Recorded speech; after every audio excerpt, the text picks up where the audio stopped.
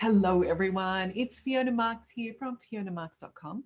I'm a Vedic astrologer and I am thoroughly enjoying our video series continuing on about astrology and parenting. In this second part of the series, we are exploring intergenerational family dynamics and how astrology can help you unpick the complexities of those dynamics. We are building up to this full map, which we are just about at now. And today we're going to be looking specifically at the child. So let's pop out of this main view and skip all the way down through the material we've already covered to here. Let's go.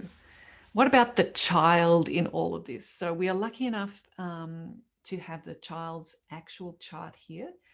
And you can see that this chart is actually a Pisces ascendant. So we have a 1 right up there in the top left-hand corner with Rahu on the ascendant. Coming all the way around, we've got Mars in the 5th house and then a whole bunch of planets in 7, 8, 9, and 10. Now, when we want to look at what is the child's experience of their parents, let's see from this child's perspective, what is this child's expectations of the relationship with the mother? So for that, we're going to look at the 4th house. And here we find the 4th house is in Gemini. Now, Gemini is ruled by Mercury. It is a mutable air sign, and its symbol or archetypal energy is the twins, the human twins. It is a benefic planet, so it is supportive. It is mental. Mercury's got a mental type of energy. It is verbal, lively, and neutral. It doesn't have a gender. It's neither male nor female. And in this chart, Libra is in the 8th house from Pisces, which is right over there in Libra. And that means that from this child's perspective, the mother may be a source of change and transformation. It is with Venus, that is a female planet. Venus is also Rajasic, very busy, happy and excited. So Mercury and Venus quite like to hang out together, especially look at them there happily on their own without the sun or the moon. Which often they would be near the sun, right?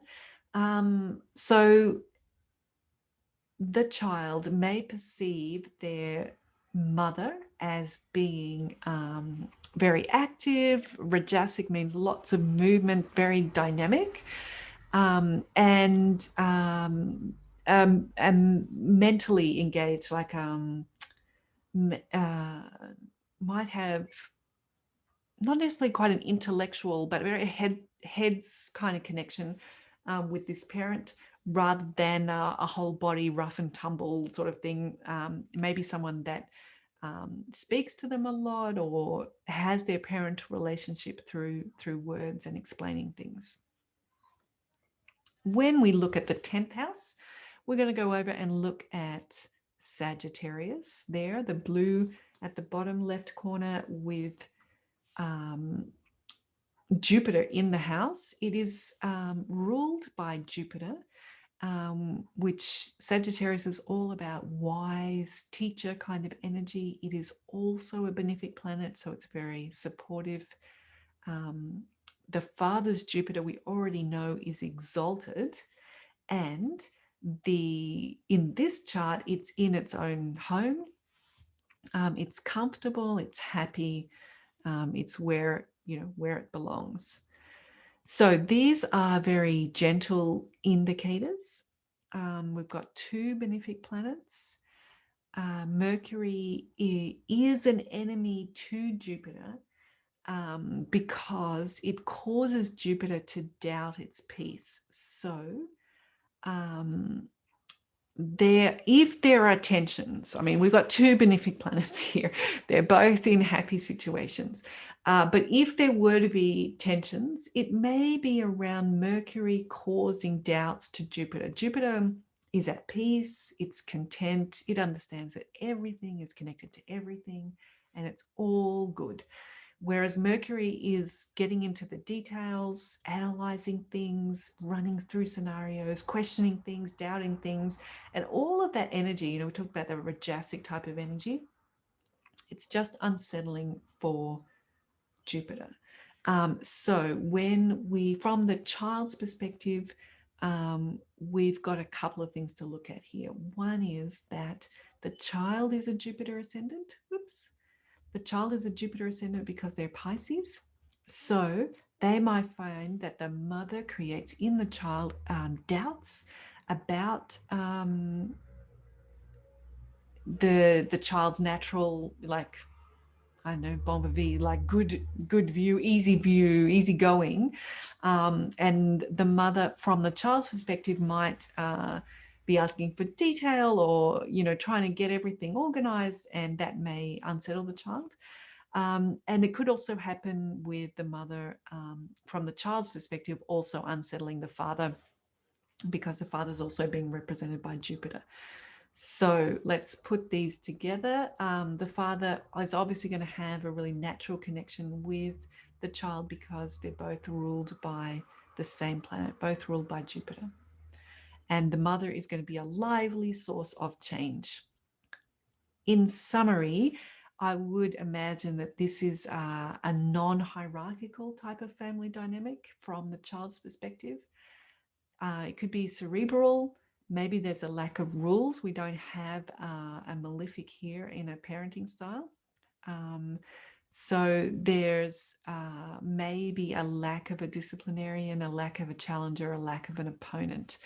And we have got Mars debilitated there in the 5th house.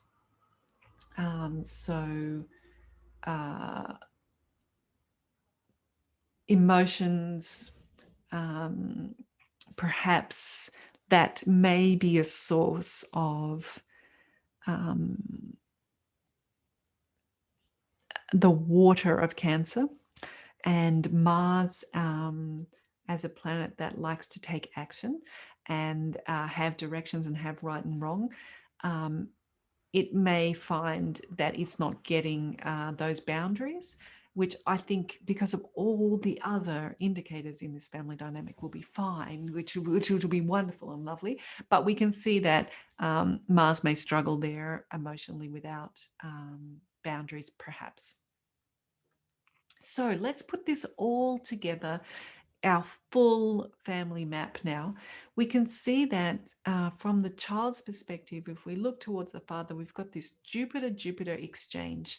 So just completely on the same wavelength, as much as anybody can be. We must say that the child has Rahu on that ascendant, so that's always going to provide a mix. And we know that the father has Ketu on that position. So it's not like it's the same, but it's obviously got a really good chance of them understanding each other and seeing the world in a similar way.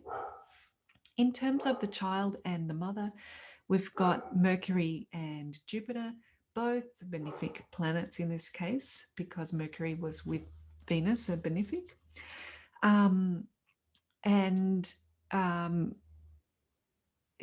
Every chance of being a very effective exchange parent relationship.